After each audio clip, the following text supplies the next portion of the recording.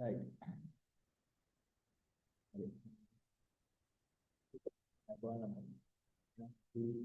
අද මේ වීඩියෝ එක ඔයාලට රෙකෝඩින් එකක් විදිහට දෙන්න මම 11 වසරේ මේ බාහිර භාගයක මුලින් ඉස්සරහට අපි මේ වෙද්දී කතා කරලා කොහොම තමයි මොඩියුල් පේපර් පහක මම ඔයාලට පහක් කියන්න දීලානේ. ඒ මොඩියුල් පේපර් පහේ අපි පළවෙනි මොඩියුල් පේපර් එක මේ වෙද්දී කතා කරලා ඉවරයි. ඒක දෙවෙනි මොඩියුල් පේපර් එකේ මම ඉතිරි කොටස කතා කරා. අද මම කතා කරන්නේ දෙවෙනි මොඩියුල් පේපර් එකේ ඉතුරු අධ්‍යාපන ප්‍රශ්න ටික. හරි මේක තමයි ඒක විද්‍යාලයෙන් කියලා දාන්න. පේපර් එකක් ස්කෑන් කොපි එකක් PDF එකක් තමයි දාන්න ඔයාලට WhatsApp එකට. අනිවාර්යයෙන් මේක කරලා මේ වීඩියෝ එක බලන්න. right හරි.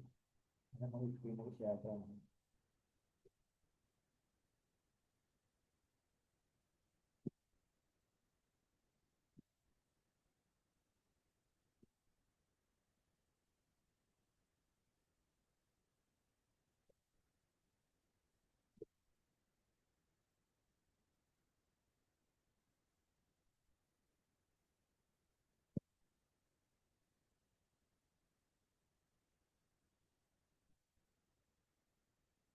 හරි. හරි ළම බලන්න. එතකොට ඔයාලගේ පේපර් එකේ මුලින්ම අනිවාර්ය ප්‍රශ්නයේ විදියට තියෙන්නේ ලකුණු 20ක ප්‍රශ්නයක්. එතකොට ඒ පේපර් එකේ මේ ප්‍රශ්නේ කරන විදිය මම ඔයාලට කියලා දෙන්නම්. අම්බතාවක් මම කියන්නේ. මම ස්ක්‍රීන් එක ෂෙයා කරලා ඔයාලට පෙන්නන්නේ ඒක අවශ්‍ය කටු වැඩ සහ ඒ ගාන විතරේ ගන්න අවශ්‍ය විදි. හරිද? හරි. එහෙනම් බලන්න. මම අද ප්‍රශ්න කියවන්න. මොඩියුල් පේපර් අංක 2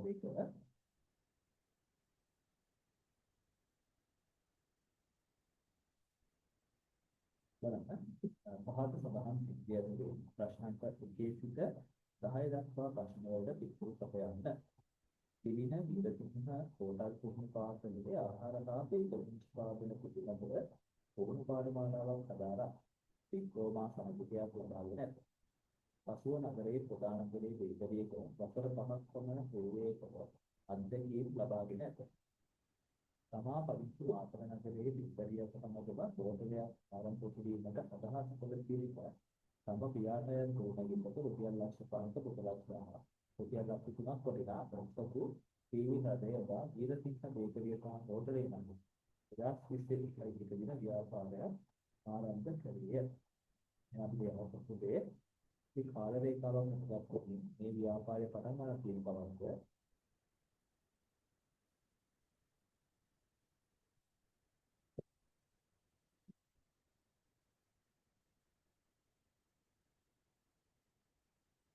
ඉදා ඉස්සේ උකයි.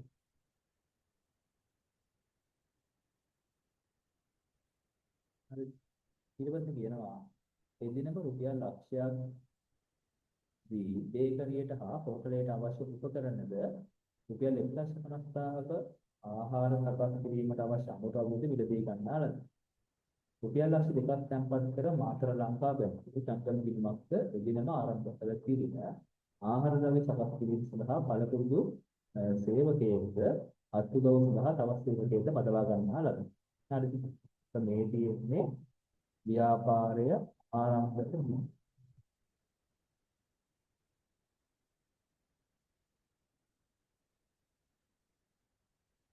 හරිද? ව්‍යාපාරය ආරම්භ කිරීම.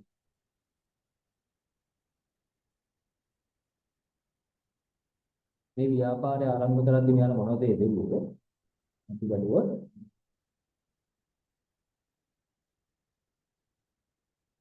රුපියල් ලක්ෂ 5ක මුදලක්.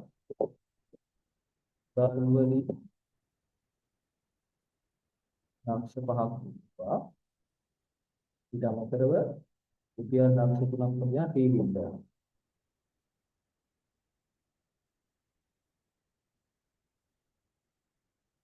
ඊට පස්සේ රුපියල් ලක්ෂ 3ක්. ඊට පස්සේ එදිනම රුපියල් ලක්ෂයක් දී බේකරියට හා හෝටලයට අවශ්‍ය උපකරණ රුපියල් 1,50,000ක ආහාර සකස් කිරීමේ අමුද්‍රව්‍ය මිලදී ගන්නා ලද. ඒක අපිට අවශ්‍ය නැහැ. ප්‍රාග්ධනයේ විදිහට එළුව වෙන වේලුව. මොනවද? මුදලින් ලක්ෂ 5කුයි විරෝධක පියවර ලක්ෂ 3කුයි. ප්‍රාරම්භක ප්‍රාග්ධනයේ ලක්ෂ 8. හරි. ඊට පස්සේ ජනවාරි මාසය තුල සිදු වූ අනෙක් ගනුදෙනු වල තොරතුරු පහළ දැක්වෙනවා. ජනවාරි දුක ව්‍යාපාරය පටන් ගන්න මේ තොරතුරු පිළිදින කවදද? මාසයක් සඳහා තමයි මේ ටික දීලා තියෙන්නේ. හරිද? කොහොමද මතක තියාගන්න. ඊට පස්සේ කියනවා 1.20ක දිනට රුපියල් 22000ක අනුභවී ඉතිරි වෙන. මේක මෙදාට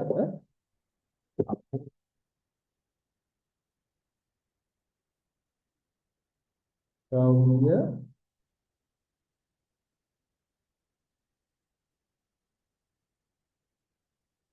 කියන කිව්ව වෙලාද 22000ක ඉතුරුලා තියෙනවලු. හරි. මොකද මේ ස්ක්‍රීන් එක ලියනවා පැහැදිලිව බලා ගන්න.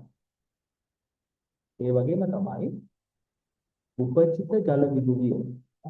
උපචිත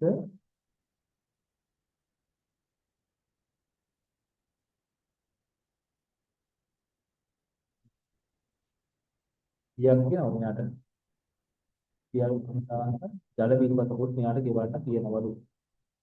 හරි. කවදද? මාසේ අන්තිම දවසේ. වාර්ෂිකව සරල මාර්ගයකට උපකරණ සිර 10ක් වගේ ෂෙයා කරන්න කියලා. ඒක පස්සේ බලමු. හරිද? අපි හිතන මහනුපත සයි එක. පළවෙනි එක අහන්නේ ඒ පිළින විසින් ආරම්භ කරන ව්‍යාපාරය අයිතිය අනුව කුමන ව්‍යාපාර සංවිධාන වර්ගයකට අයත් වේද? අයිතිය අනුව අපි ගන්නවා ළමයි ව්‍යාපාර සංවිධාන වර්ග කරන්න පුළුවන් කොටස් දෙකකට පෞද්ගලික අංශය සහ රාජ්‍ය අංශය කියලා. එහෙනම් පිළින ආරම්භ කරේ පෞද්ගලික අංශයේ ව්‍යාපාරය නිසා මේක උපරේදී පද්ද. පෞද්ගලික අංශයේ ව්‍යාපාරය. එහෙම නැත්නම් අපි ගන්නවා අනිත් ව්‍යාපාර. අයිතිය අනුව ඉගෙනුවත් කරන්න පුළුවන්. එහෙනම් උත්තර දෙකම හරි. පෞද්ගලික අංශයේ ව්‍යාපාර කිව්වට හරි අනිකුත්තල ව්‍යාපාර කිව්වත් හරි. එකේ ආපොතකට අනිකුත්තල ව්‍යාපාර. ආපොතට ගත්තොත් ඒක අහනවා බලන්න. මේව ව්‍යාපාරයේදී බලපාන බාහිර පරිසර සාධක දෙක. අපි ගන්නවා පුතේ අභ්‍යන්තර පරිසරය ගත්තොතින් අභ්‍යන්තර පරිසර සාධක කියනවා. සාධක තුනක් කියනවා. අයිතිකරුවන්, කළමනාකරුවන්, සේවකයන් කියනවා. බාහිර පරිසරයේ ගත්තොතින් බාහිර පරිසරයේ ඉන්නවා සාධක සහ බලවේග. බාහිර පරිසරයේ ඉන්න සාධක තුනක් කියනවා. කළමනාකරුවන්, නිර්වාසිත සේවකයන්, සැපයුම් කරුවන් කියලා. බාහිර පරිසරයේ ඉන්න බලවේග පහක් කියනවා. නෛතික පරිසරයේ, තාක්ෂණික පරිසරයේ, දේශපාලන පරිසරයේ, ආර්ථික පරිසරයේ හා ගෝලීය පරිසරයේ කියලා. එතන අහන්නේ බලපාන බාහිර පරිසර සාධක කියලා. ඒකව මෙතන උත්පේවයේදී සිද්ධියට අනුව තමයි ලියන්න ඕන. නම් මෙතන අපිට ගන්න පුළුවන් මොනවද?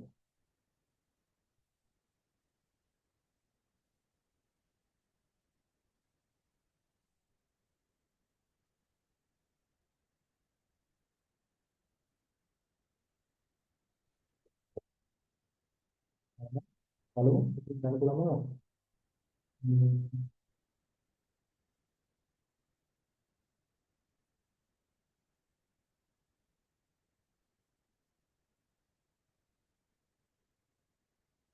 කරන්තරු ගැන මොකක්ද කියලා නෑ.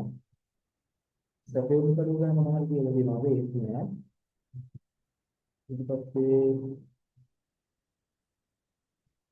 සේවකයන් ගැන කියනවා. සේවකයන් කියන්නේ කවුද? බාහිර පාර්ශව. සේවකයන් කියන අභ්‍යන්තර පාර්ශවය. ඒ බාහිර පාර්ශවයන් කියලා නෑ නේද?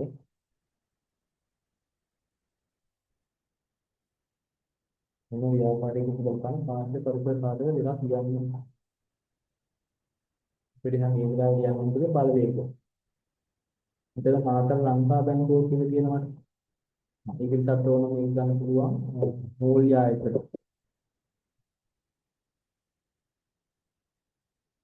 ඊට අමතරව තව කවුද ඉන්නේ? ආමිත අමුඩවි මිලදී ගණන් කියලා නෑ සැපයුම් කරුවන් ගන්න පුළුවන්. සැපයුම් කරුවා. කියන උත්තර දෙනවා. හරි මොන වගේ තමයි බාහිර පරිසර සාධක දෙක වෙන්නේ. ඔය දෙකේ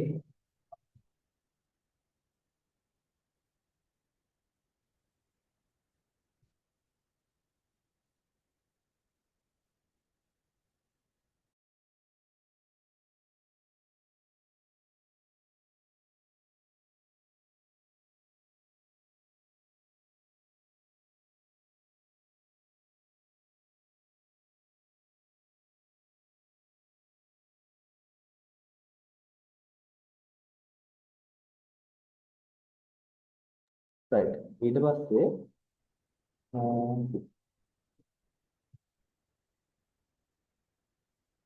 රෝමිලකන් දෙකේ අහනවා මෙම ව්‍යාපාරයට පවතින ශක්තිය තුනක් ලියන්න කියලා. ඒකට ඒකේ තියෙන විදිහට මේක උඩම තියෙනවා ශක්තිය දෙකක් උඩට ගන්න පුළුවන්. තිලින වීරසිංහ හෝටල් පුහුණු පාසලේ ආහාර හා දෝපන නිෂ්පාදන පිළිබඳ උගුරු පාඨමාලාවක් පදාරා ඩිප්ලෝමා සහතිකයක් ලබා ගන්න. මේක තමයි මෙතන තියෙන ශක්තිය විදිහට ගන්න තියෙන්නේ. ඒක ශක්තිය දෙකක් අහලා තියෙනවා. ඔව් ශක්තිය දෙකක් අහලා තියෙනවා. ඒක එක ශක්තියක්. අනිත් එක තමයි මොකද්ද? වසර 5ක පමණ බේකරියක සේවය කර අත්දැකීම් ලබාගෙන තිබේ. ඔන්න ඔය දෙක තමයි ශක්තිය දෙක. මේක ලියන්න. බේකරි නිෂ්පාදන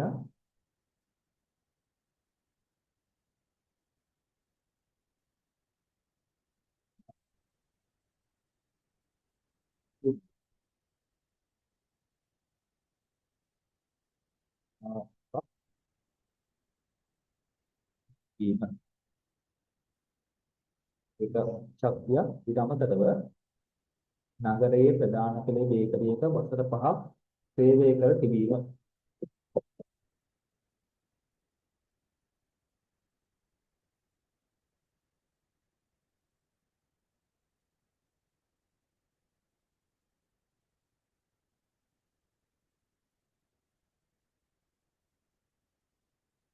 හරි. මොනමයි ශක්තිය දෙක. ඊට පස්සේ කොටස් පොත.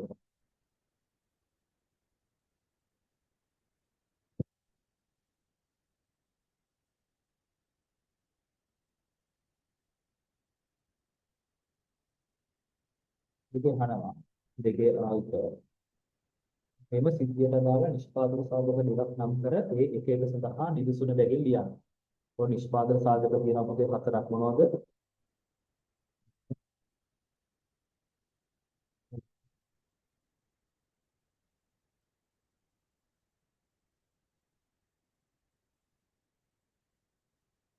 ධනය,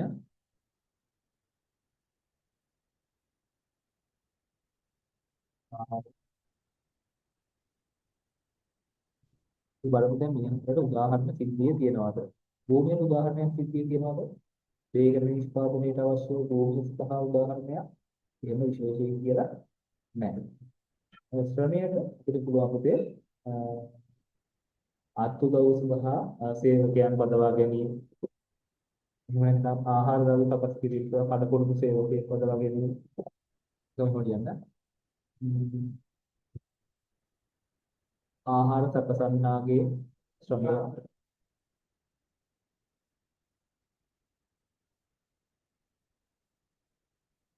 ඊට අමතරව අපිට ගන්න පුළුවන් අත්උදව් කරුගේ ශ්‍රමය.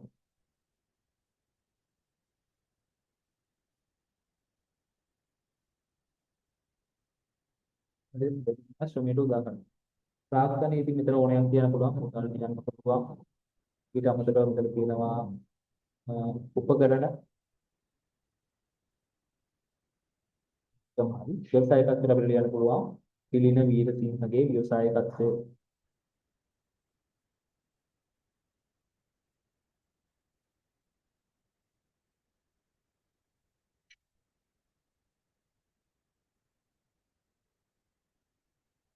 පිළින විසින් නව ව්‍යාපාරයක් ආරම්භ කර පවත්වාගෙන යාම. ඔය හතරම ලියන්න පුළුවන්. මෙතන මේ භූමියට තමයි උදාහරණයක් නැත්තේ. ඉදමක් කියලා ලියන්න තරම් උදාහරණයක් නැහැ නේ අපිට. හරි. ඊට පස්සේ ආ පිළිනගේ ව්‍යාපාරයට අධිපති පාර්ශව දෙකක් නම් කරා. කවුද? අයිතිකරු පිළින. අයිති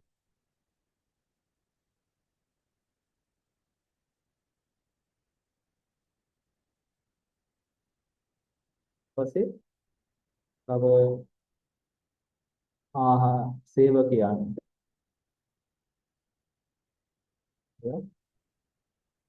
ආහාර ප්‍රසන්න නිබන්ධන අදපස් තව ඉන්නවද ලංකා බැංකුව එතුමම හරි හරි ඒ වැල්මටි පාර්සල් කොටස ගත්තා තුනේ ඔබ නම් කළ නිමිති පාර්සල් වල අරමුණු දෙක වෙනින් ලියන්න අයිතිකරු ගත්තා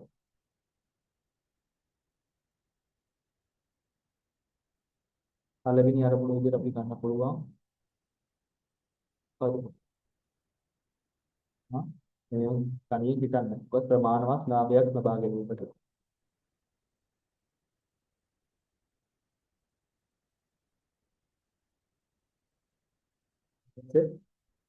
ආයෝජනයේ සුරක්ෂිත භාවයෙන් යන පස්සේ සේවකයන් ගත්තොත්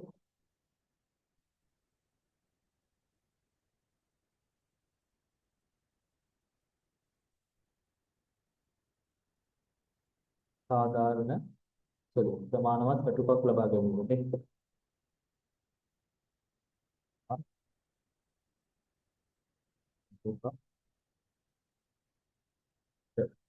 අමතරව දැකියාවේ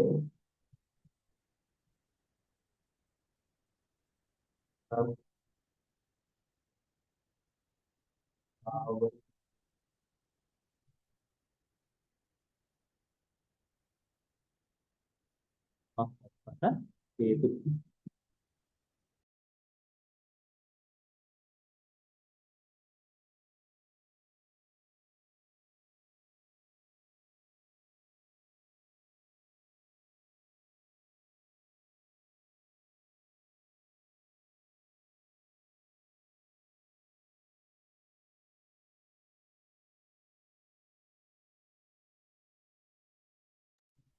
තුනේ කොටසක් හරියි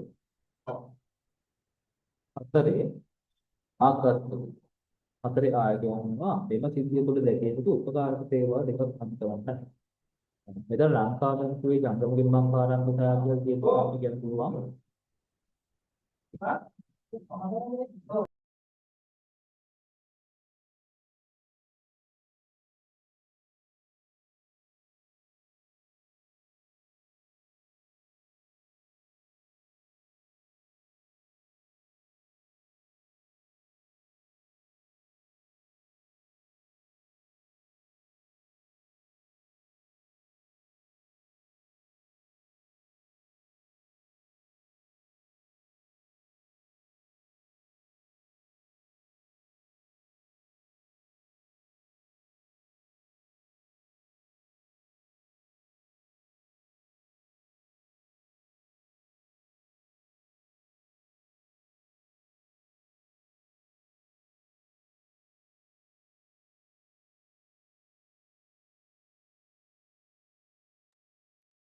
ප්‍රවාහන සේවාව ගන්න පුළුවන් මොකද අමුද්‍රව්‍ය ගෙනීමෙන් කුලී කියලා කියනවා ඒක ප්‍රවාහන සේවාව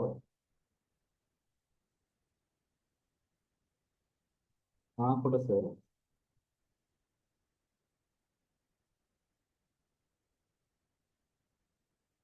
කොටස කියන්නේ පිළිවිද යන්ත්‍රම් ගිණුමකින් ව්‍යාපාරයට අරමුදල් සපයාගත හැකි ක්‍රමයක් ලියන්න අපි දන්නවා ව්‍යාපාරයකට ජංගම ගිණුමක් තියෙනවා නම් අරමුදල් සපයා ගන්න වෙන తాවකාලික ණයක් වගේ දෙයක් ගන්න පුළුවන් කොහොමද බැංකුව වේලාව කියන ඒක යූස් කරලා ඒ භාවිතා කරනවා ඒකට අපිට ඒ සල්ලි නැතත් සමහර වෙලාවක පිට බැංකුවෙන් తాවකාලික ණයක් විදියට චෙක්පත් මොකක් කරලා ගෙවීම කරන්න පුළුවන් එහෙනම් අරමුදල් සපයාගත ක්‍රමයක් තමයි බැංකු වේලා පහසුකම් පසුබිම් පාස්තිවිත කොටස අනවා එම සිද්ධිය තුළ ඇතුළත් අලෙරික නිශ්චයට විචල්යක් ලියන්න ඒ දන්නවා අලෙරික නිශ්චය විචල්ය හතරක් තියෙනවා නිෂ්පාදිත ස්ථානීය මිල ප්‍රවර්ධනය කියලා. මොකද නිෂ්පාදිතය වෙන මොනවා කියලා කියනවද? බේකරි වල ඒ වගේ මුකුත් කියලා නෑ. ස්ථානය ගැන මුකුත් කියලා නෑ. මිල ගැන මුකුත් කියලාත් නෑ. ප්‍රවර්ධනය ගැන මුකුත් කියලාත් නෑ. කොහොමද මේක බලන්නේ?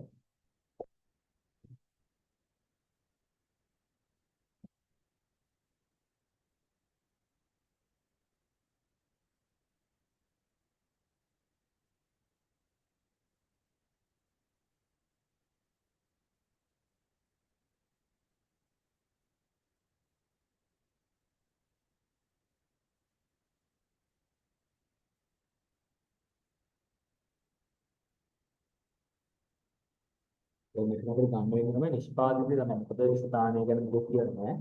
මිල ගැන මුකුත් කියලාත් නෑ. ප්‍රවර්ධනය ගැන මුකුත් කියලාත් නෑ. ඒක ගන්න පුළුවන් නිෂ්පාදිතය.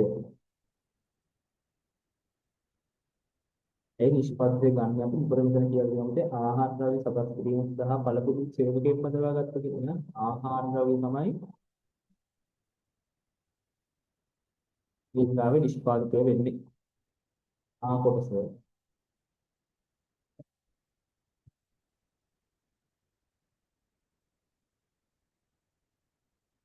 කලමනාකරන ක්‍රියාවලියේ සංවිධානය කරන අයත් මොන ක්‍රියාවලිය දැකිය හැකි කාර්ය කුමක්ද? සංවිධානය කරන යනකොට සේවකයන් බඳවා ගැනීමනේ ආහාර ද්‍රව්‍ය සකස්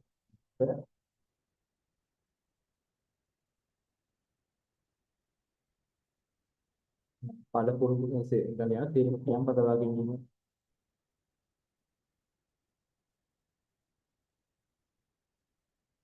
ඊපස්සේ ප්‍රශ්නක් අහනවා.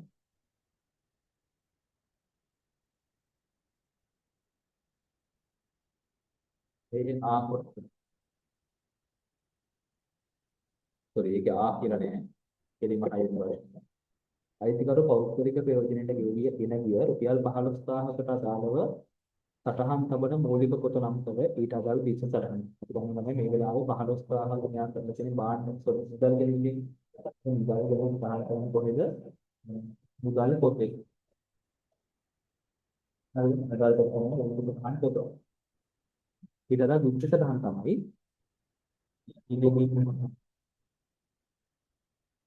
දිස්ස සටහන් තමයි පහ තරම් කියන්නේ. පොත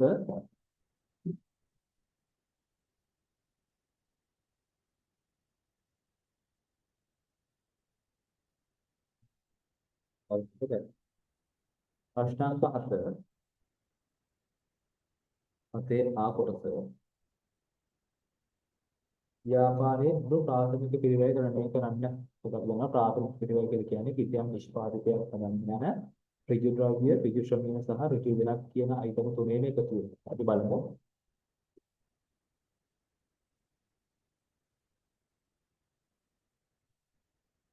මේ ද්‍රව්‍ය කීයක් තියෙනවද?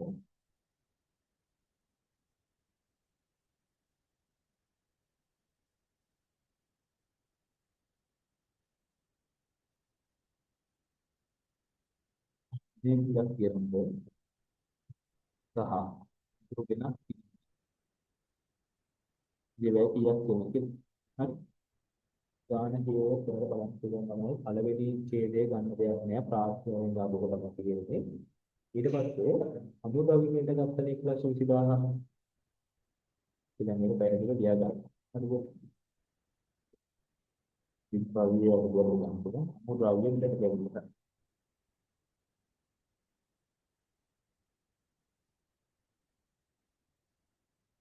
දැන් අමුද්‍රව්‍ය 1,20,000 ඉඳට ගත්තට ළමයි අපි 1,20,000ක භාණ්ඩ නිෂ්පාදනයට භාවිතා කරලා නැහැ. මොකද අවදානම් කියනවා රුපියල් 22,000ක අමුද්‍රව්‍ය හොඳලා කියනවලු.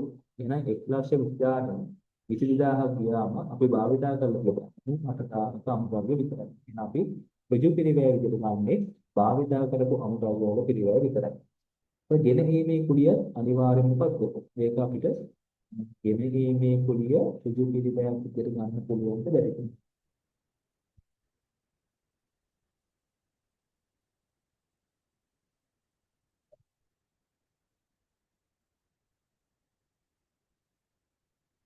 ඔව් ඒක ගන්න පුළුවන්. මොකද ඒක අමුද්‍රව්‍ය හා සම්බන්ධ පිළිවෙල නිසා අමුද්‍රව්‍ය ගෙනීමේ කුලිය අපිට ඍජු පිළිවෙලක් උඩට ගන්න පුළුවන්.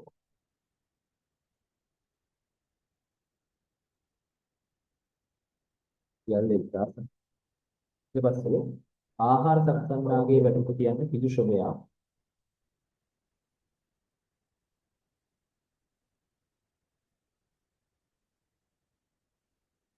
එතන කියන්නේ 40. ජනවාරි මාසේ 20. අත්දව කරුගේ වැටුප කියන්නේ තමයි පිදු ශ්‍රමයක් නෙමෙයි ඒක වක්‍ර ශ්‍රමය. ඒක ප්‍රාථමික වැඩ ඒක දාන්න බෑ. විදුලි ගාස්තුව ගන්න බෑ. ජල බිල ගන්න බෑ. ආහාර ද්‍රව්‍ය අලෙවි කිරීමේ ආදායම් කියන පිළිවෙල නෙමෙයි ආදායම. ගන්න බෑ. ඍජු වෙනත් පිළිවෙල නෑ මේකේ. ප්‍රාථමික පිළිවෙලකට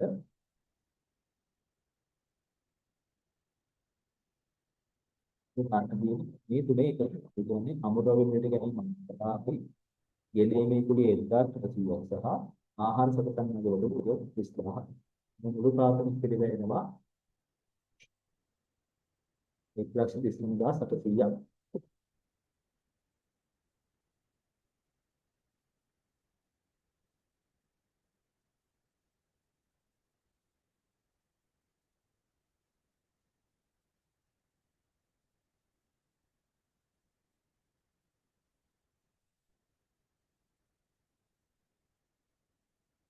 අතකොට 2021 දින සිදු වූ සියලු ගණන් වලින් පසු ව්‍යාපාරයේ වත්කම් පවතින ආකාරය වටිනාකම් සහිතව දක්වනවා. හරි. ඒක 1 දින සිදු වූ සමුදෙන ඒක මුලින්ම අපි සමීකරණ වලදී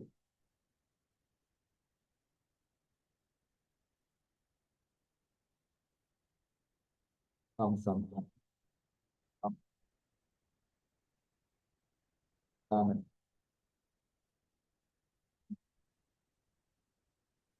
ජනවාරි පළවෙනිදා ඔයාලා වත්කම් විදියට යදුවා මම ඒක උගිලියාගත්තා මුදලින් ලක්ෂ 5ක් සහ ලක්ෂ 3ක් වටිනා ටිකෝද රටයක් ලක්ෂ 5ක් මේක තමයි ලක්ෂ 5ක්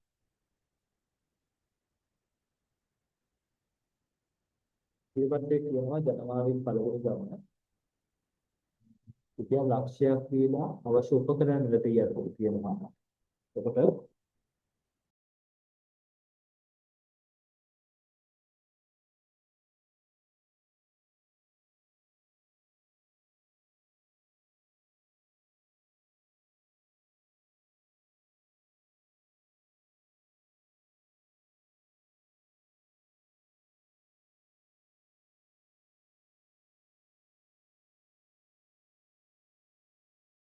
right ඊට පස්සේ අවසාන වශයෙන් කියනවා 1,50,000ක ආහාර ද්‍රව්‍ය සරස් කිරීම දවස අමුද්‍රව්‍ය මිලදී ගත්ත කියලා.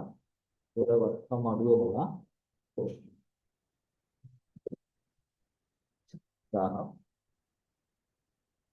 ඒ වගේම තමයි තොගය වැඩි වෙනවා 1,50,000.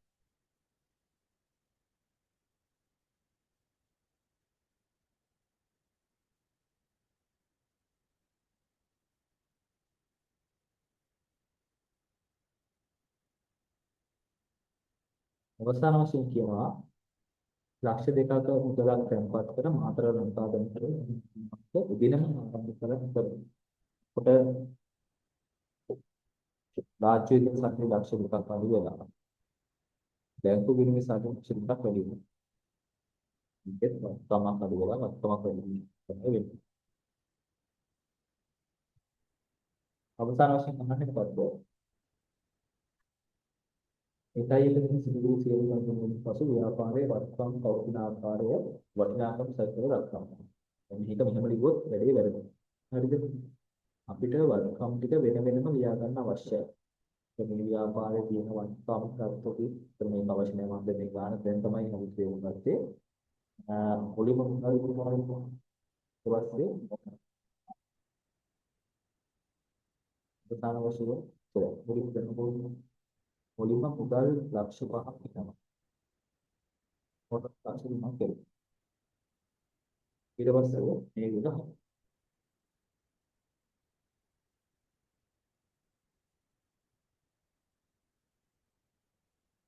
ඒ ලක්ෂය කිව්වොත් උපකරණ දීමක් ලක්ෂිත වෙන්නේ. ඔව් මේක නිසා හොරේ අවශ්‍ය උපකරණ ලක්ෂ්‍ය වලට ගත්තා. ඒකට උදල් වලින් ලක්ෂයක්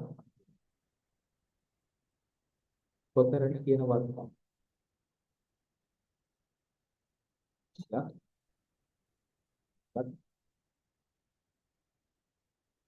ඊට පස්සේ 1,50,000ක ආහාර ද්‍රව්‍ය. ඒ කියන්නේ ව්‍යාපාරයේ තොගය. 1,50,000 තොගය අපිට ගන්නවා. ඒක මුදල් වලින් ආයෙ කරනවා 1,50,000. තොග කියන වර්ග වැඩි වෙනවා.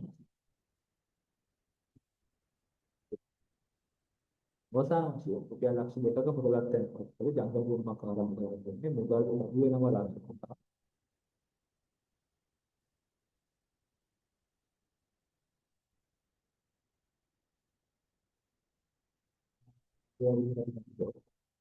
මුදල් ආරම්භයේ ලක්ෂ 5ක් තිබුණා. ඒකෙන් දුනා ලක්ෂය අය අරුණ ලක්ෂ 50,000ක් අය අරුණ ලක්ෂ 2ක්. අවසානයේ මුදල් ශේෂය වෙන්නේ 50,000ක්. ඒකට එයාට ඉන්නේ ජනවාරි පළවෙනිදා තිබිච්ච ගණනකට උනාට පස්සේ ව්‍යාපාරයේ වත්කම් පවතින ආකාරයේ වටිනාකම් සහිතව නා මුදල් දින කීයද? මේලා මුදල් 50,000යි මෝටර තේ ලක්ෂ 3යි උපකරණ ලක්ෂයයි ඒ ලක්ෂ 50,000යි බැංකු ලක්ෂ 2යි. ඒක තමයි වත්කම් ටික. ඊට පස්සේ රෝගී දක්වන කට බැංකුව විසින් කරගන්න බැංකු ප්‍රකාශනයේ ශේෂය බැංකු ඍණයේ ශේෂයට වඩා වැඩි වූ වෙනවා. කියන්නේ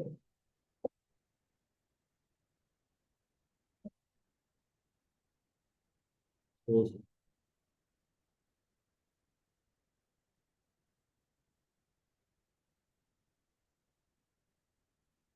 වැඩි.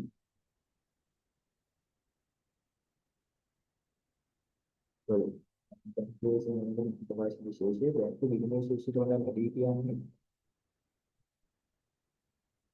එයට බලපෑම හේතු දෙකක්. ගන්නවා මේ බැංකු ප්‍රකාශනයේ ශේෂය සහ බැංකු ඍණයේ ශේෂය අතර වෙනස අල්පාන එකක් තුනක් ගන්නවා. ඒ හේතුව තමයි මොනවද?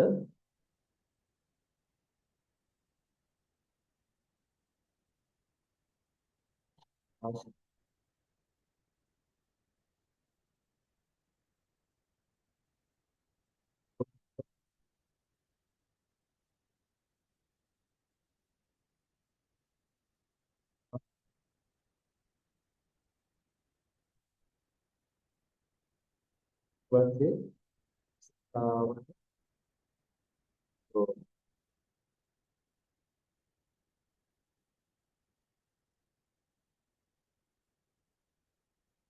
සහවසාන වශයෙන් බැංකු මේ හේතුව තමයි බැංකු විනිමය සහ බැංකු ප්‍රකාශනයේ ශේෂයන් දෙක අතර වෙනසට බලපාන්නේ. ඒක මෙතනින් අහන්නේ බැංකුව විසින් නිවැරදිව බැංකු ප්‍රකාශනයේ ශේෂය මේ ශේෂය බැංකු විනිමය ශේෂයට වඩා වැඩි වේ. උදාහරණයක් විදිහට මම දාගත්තොත් ප්‍රකාශනයේ ශේෂය රුපියල් 10,000ක් ඇවිල්ලා බැංකු විනිමය ශේෂය රුපියල් 10,000ක් පාවනවා. මේකට බලපාන හේතු තමයි යන්නේ. දැන් අපි ගත්තොත් තැන්පත් කරනම නිෂ්කාශනය නමුත් චෙක්පත්. දුව මේවා මොකද ටිකින් මම බහලා බලන්න. මොකද ලේසි දෙයක්.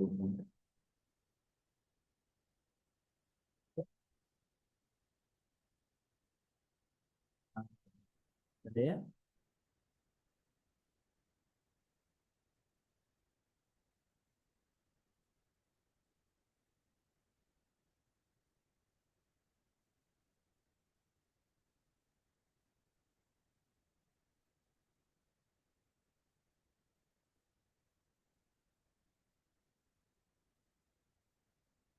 ගාමුවේ විශේෂ සමාන ශේෂයක් දාගන්න. අපි මේක දාමු. බැංකු විනිමය ආරම්භයේ 20,000ක් කියනවා. ප්‍රකාශනයේ ආරම්භයේ 20,000ක් කියනවා. හරි. අපි තැන්පත් කරනවා කියන එක 10,000 චෙක්පත්. ඒකට දැන් අපි මහර කරනවා. හරිනම් බැංකුව පැත්තෙන් බැංකු ප්‍රකාශනයේ අපිට දෙන්න ඕනේ. මේක කියන්නේ මොකද? තැන්පත් කරනමුත් නිෂ්කාශනයේ නොචෙක්පත් නිසා මේ 1000ක් වටිනා චෙක්පත් මාසය ඇතුළත ප්‍රකාශනය වෙන්නේ නැහැ. අපි හදන බැංකු ප්‍රකාශනයේ අවසාන ශේෂය අපි තුලනේ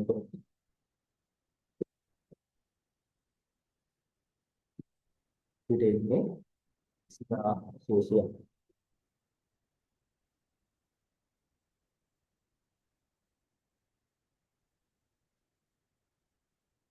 ඒ වගේම මේ 34 බැංකු කිරීම අවසාන ශේෂයේ තුලනයකදී පිටෙනවා සිතා ශේෂය. ඒවා තියෙන මේ වෙලාවේ බැංකු කිරීමේ ශේෂය වැඩි වෙලා තියෙනවා බැංකු ප්‍රකාශනයේ ශේෂයට වඩා. මෙන්න මේක තමයි. දැන් අපිට ඕන මොකද්ද? බැංකු කිරීමේ ශේෂයට වඩා බැංකු ප්‍රකාශනයේ ශේෂය වැඩි කරගන්න. පළවෙනි එක ගන්න බෑ. දෙවෙනි එක බලන්න නිකුත් කරා නමුත් ගෙවීමට ඉදිරිපත් නොකළ චෙක් පාස්. ඊට වගේම ආරම්භක ශේෂයන් දෙක තමයි දානවා. අපි හිතන්න රුපියල් 1000ක චෙක් පටන් නිකුත් කරා කියලා. එහෙනම් බැංකු කිරීමේ 1000 වෙනවා. එහෙනම් බැර වෙන්න ඕන. හරිනම් මේ 1000 මාසයක් තුළ බැංකු ප්‍රකාශනයට හරියට ඕන. හැබැයි අපි නිකුත් කරපු චෙක් පට මාසයක් තුළ බැංකුවට ඉදිරිපත් වෙන්නේ නැති නිසා මේ 1000 බැංකු ප්‍රකාශනයෙන් හර වෙන්නේ නැහැ. උඩ ව්‍යාපාරයේ විසින් පිළිගන්න බැංකු කිරීමේ අවසාන ශේෂය විදිහට දක්වන ශේෂය. බැංකුව විසින් කරන බැංකු ප්‍රකාශන අවසාන ශේෂය විදිහට 20000ක් වෙනවා. ඒකට පේනවා මෙන්න මේකට මේ හේතුව නිසා බැංකු ප්‍රකාශනයේ ශේෂය වැඩි වුණා බැංකු කිරීමේ ශේෂයට වඩා. ඒ මොකද මේ හේතුව එහෙනම් අපිට මෙන්න නිකුත් කළ නමුත් ගෙවීම් කිරීමට ඉදිරිපත් නොකළ චෙක්පත් කියන එක මේ වගේ වෙනසට බලපාන හේතුවක් විදිහට ගන්න පුළුවන්. අපි නැවත මුල් අවස්ථාවට යමු. තුන්වෙනි ස්ථාවර නියෝග. ස්ථාවර නියෝගය කියන්නේ ව්‍යාපාරයේ විසින් බැංකුවට නිශ්චිත වශයෙන්ම කියලා කියනවා කිසියම් ගෙවීමක් කරන්න කියලා. ඒකට ඒක අදාළ වෙලාවට ගෙවීම කරලා බැංකුව විසින් බැංකු ප්‍රකාශනය ආරම්භ කරනවා. දැන් 500ක් කියන. හැබැයි ව්‍යාපාරයට ඕක ව්‍යාපාරයෙන් පිළිවෙල කරන බැංකු කිරීමේ දැර කරන්න අමතක වෙනවා. ඒ නිසා කාලච්ඡේදයේ අවසානයේ බැංකු කිරීමේ අවසාන ශේෂය 20000ක් වෙනවා. බැංකුව හදන බැංකු ප්‍රකාශනයේ ශේෂය ඉදලා මේ හේතු සම්පද වෙන්නේ බැංකු ප්‍රකාශනයේ ශේෂයට වඩා බැංකු කිරීමේ ශේෂය වැඩි වෙනවා. දැන් අපිට ඕනේ ඒකේ අනිත් පැත්ත ඒක තමයි විස්තර කරන්න ගන්නත් බැහැ. ඊළඟට මුල අවස්ථාවට ගියොත් ඊට පස්සේ රිජුපේෂන් කියන්නේ ඍජුවම අපේ බැංකුවට මුදල් ලැබීම. ඒකට ඒ දී බව අපි දැනගන්නේ බැංකු ප්‍රකාශනය ලැබුණාට පස්සේ ඔක ව්‍යාපාරයේ විසින් හදන බැංකු බිමේ කිසිම සබඳනක් මේ සම්බන්ධයෙන් අපි කරන්නේ නැහැ. හැබැයි බැංකුවට රිජුපේෂන් ලැබුණාට පස්සේ බැංකුව මොකද කරන්නේ? බැංකු ප්‍රකාශනයට අනුකූලව බැර කර ගන්නවා. යන කාලච්ඡේදයේ අවසානයේ බැංකු ප්‍රකාශන විසින්ලා එනවා. ව්‍යාපාරයේ නිබව යන නිසා ව්‍යාපාරයේ හදන බැංකු බිමේ අවසාන විශේෂයෙන්ම 20000. මේ මුදල් හැරීම නිසා බැංකු ප්‍රකාශනයේ ශේෂය මොකද වෙන්නේ? බිමේ ශේෂයට වඩා වැඩි වෙනවා. අපිට ඕනේ තමයි ඒකෙදි ඉන්ඩිකේෂන් කියන හේතුව පිට ගන්න පුළුවන්. මෙතන අහන්නේ දෙකයි මේකට බලපෑ හේතු දෙක දැනගන්න නිකුත් කරනම නෙවෙයි කිරීමෙන් ඉඳපත් අපේ චෙක් පත් සහ පේෂන්. අපි උන අන්තිමට බලමු බැංකු ගාස්තු තමයි ගන්න බෑ. ඉතල බැංකු ගාස්තු කියන බැංකු විසින් අපෙන් අය කර ගන්නවා ගාස්තුව පොඩි ඒ බව අපිට කියන්න බෑ. ඒක නිසා ව්‍යාපාරයේ විසින් හදන බැංකු කිරීමේ බැංකු ගාස්තු දරකලන්න පොත් බන්නාට අමතක වෙනවා. ඔබ බැංකු ප්‍රකාශනයෙන් කරන බැංකුව රුපියල් 500ක් බැංකු ගාස්තු පාගෙන අවසාන ශේෂයේ 19,500ක් බැංකු ප්‍රකාශනයේ පෙන්නනවා. හැබැයි ව්‍යාපාරයේ ලැබුණු බැංකු කිරීමේ පෙන්නන අවසාන ශේෂය 20000 ක්‍රියාව උපදවන බැංකු ප්‍රකාශන ශේෂය වලට බැංකු කිරීමේ ශේෂය වැඩි වෙනවා. ඔබ අපිට ඕනේ දැන් නිසා බැංකු ගාස්තු ගන්න බැහැ. උත්තරේ උත්තරනෝ ගෙවීම් කිරීමේ පොල චෙක් පස් සහ රිජුපේෂන්. නවවෙනි ප්‍රශ්නය. ආපොත් ව්‍යාපාරයේ පිළිවෙල කරන ලාභලාභ ප්‍රකාශන ජලගාස්තු ලෙස කරන වටිනාකමක් උඩට පේනවා. මාසය තුල ජලගාස්තු 5 රුපියල් 1200ක් ගෙවලා තියෙනවා. වලින්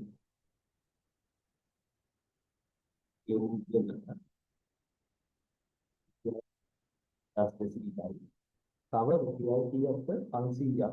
5000ක් මාසය අවසාන උපචිතයි. විදුලිය කලින්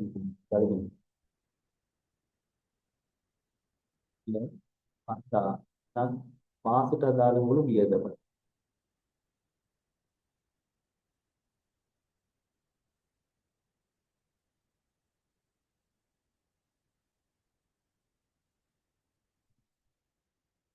කියන්නේ තවපන් ගෙවන්න කියලා. මුළු වියදම කියලා 1200.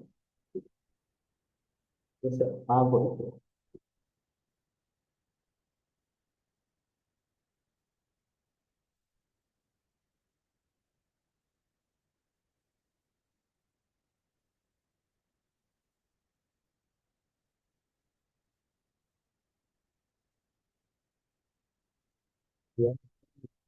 පතම් සඳහා කෙවීම බැංකුවකින් ප්‍රතික්ෂේප කළේ නම් එසේ කිරීමට බලපෑ හේතු දෙකක්.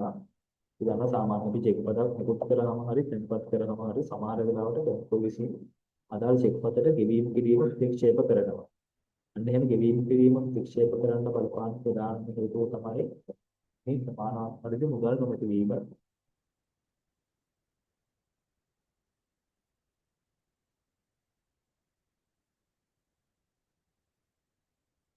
එතකොට තව සමහරවිට චෙක් පත කල්ලි බුක් වෙලා නම් තියෙන්නේ ඒ වගේ වෙලාවට තීන්දුවට මුදල් ගෙවීම ප්‍රතික්ෂේප කරනවා.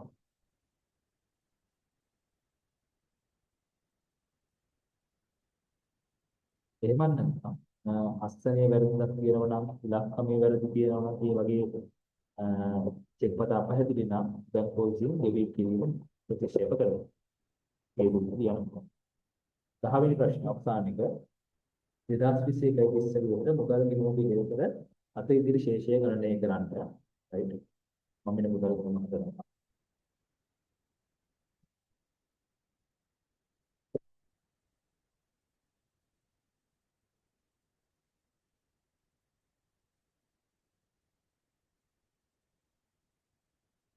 ඒකේ ආරම්භක ශේෂයක් නැහැ. මේ අපේ ජනවාරි මාසේ පටන් කරද්දී මොකද වෙන්නේ? අපිට සම්පූර්ණ මම කරනවා.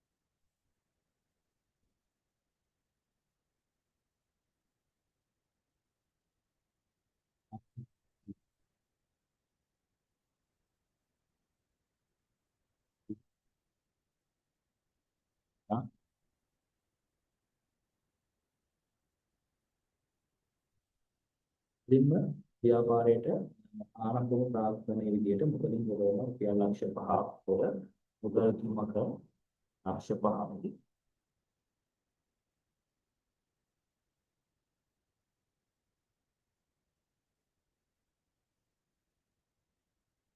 දෙවෙනි ප්‍රාර්ථනාව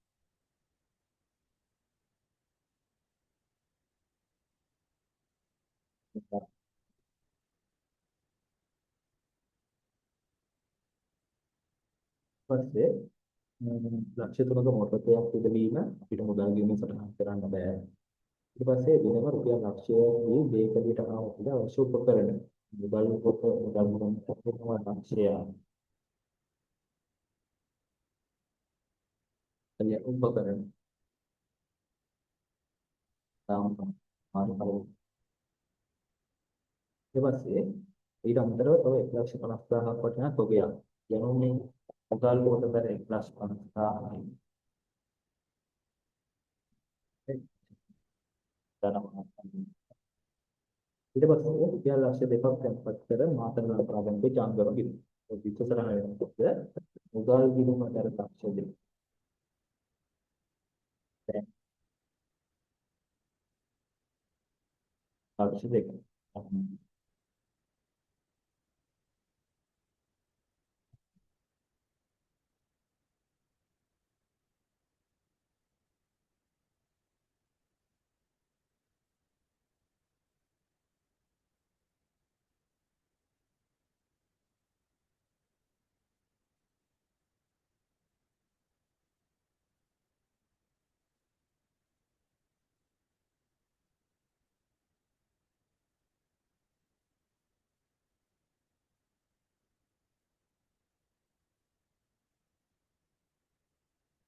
ඊට පස්සේ මාසෙ 12 කිලෝ ගණන් ටික සටහන් කරන්න යන චෙක් පතකින් ගොඩා අමරවීමට ගෙදීම මුදල් කොට බල ගන්නෑ. ඒ වෙලාවට කල් යන්නේ ගැනුම් දිනුනේ අමුද්‍රව්‍ය ගෙනීමේ කුලිය 1800යි.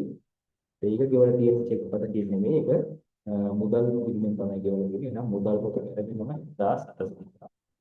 ගෙනීමේ කුලිය දිනයක් ගන්න දිනෙන් දිනක් පුතාටපා. ඒක ආහාර සකසන්නාගේ වැටුපු වර්ග 3000ක්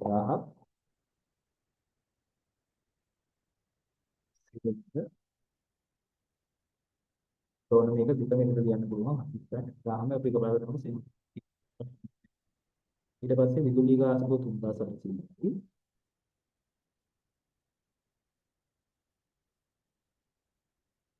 ජල බිල කිව්වේ 1200යි.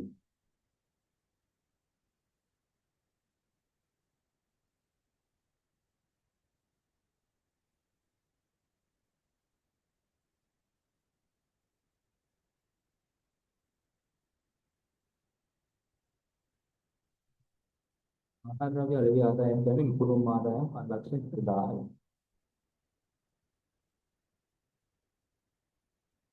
ආදායම් 1000යි. ගැණිලි කරලා තියෙනවා රුපියල් 15,000ක්.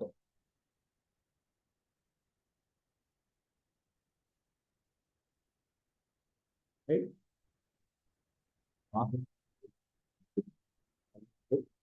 මුදලින් කියපු දෙයක්වත් මුදලින් මාපු දෙයක්වත් කිසිම දෙයක් සටහන් කරලා නැහැ. හරි. ඒකෝද දැන් මේක තුරණය කරකින් වැඩිපුර කියන විශේෂයක් ගන්නවා දෙකකටම 10,10,000යි මේ දෙකෙන් තුන ගන්නවා. ඒකෙන් මේ කරුණක් කීයක් වෙනවද?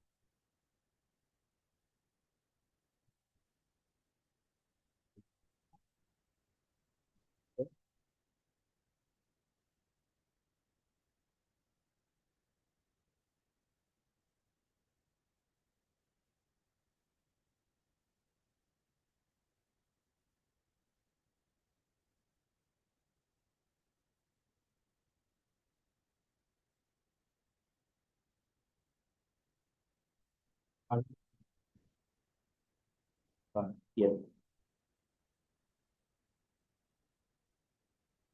5,38,200යි. මේ උත්තරේ තමයි එතන.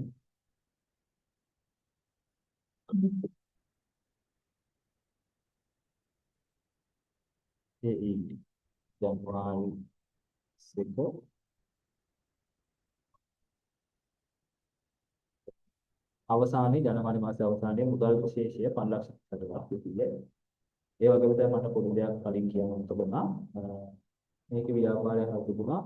මෙන්න මේ ගාන. ප්‍රතිශාන්ත 7 ප්‍රෝමිලා 7 ආ කොටස 2021යි එක දින සිදු කරන පසු ව්‍යාපාරයේ වත්කම් පොරොන්දුනා පාවයි. හරි ඒක හරි. මේ ව්‍යාපාරයේ ෂෙයා සම්පන්නයෙන් බලපාන කිසිම දෙයක් දීලා නෑ අපිට. ෂෙයා කිසිම දෙයක් දීලා තිබුණා ලාභයක් හොයන්නවත් දේපල පිළිදහව කරන දාන්න ගෙවනවා කිසිවක් කියන නිසා මේ විදිහට අලෙවි ප්‍රශ්න අපි සාකච්ඡා කරමු ඉවර කරන්නේ. right. මොකද මම අද මේක රෙකෝඩින් කරනවා. ඊළඟ ප්‍රශ්න ටික ඔකේ ප්‍රශ්න අංක 2 3 4 සහ වෙන ක්‍රමයේ ප්‍රශ්න අංක ටික නැවත වීඩියෝ එකකින් සාකච්ඡා කරලා පොඩ්ඩක් අප්ලෝඩ් කරනවා.